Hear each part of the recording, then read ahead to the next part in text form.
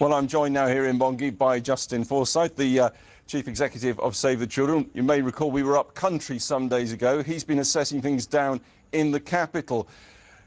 People have seen my assessment the last few days. Justin, frankly, what's yours? It's desperate. I mean, the humanitarian situation is getting worse by the hour. I was out at another camp of displaced people round a Catholic mission, several thousand, maybe up to 10,000, out in the open. I saw a little three-day-old baby who was with the mother, been out there for 4 nights in a row, 3 days old, and the baby had been rained on the second night out there. I mean, it's a desperate situation. Very little clean water, very little food, no toilets, a really serious situation. We need to get humanitarian aid to those people, but we can't do it effectively without the deployment of the whole French and African force. That's a pretty strong call politically for intervention, then.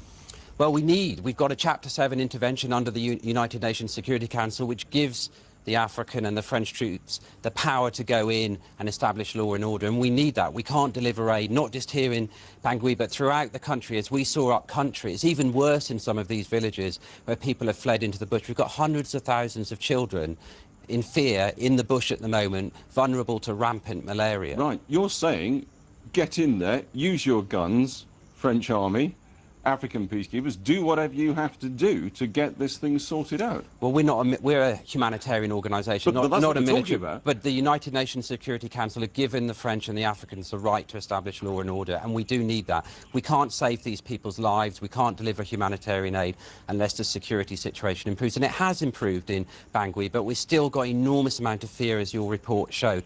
And actually, the humanitarian situation, because of the fear, is getting worse, not better. Right, well, that's certainly the case on the streets here.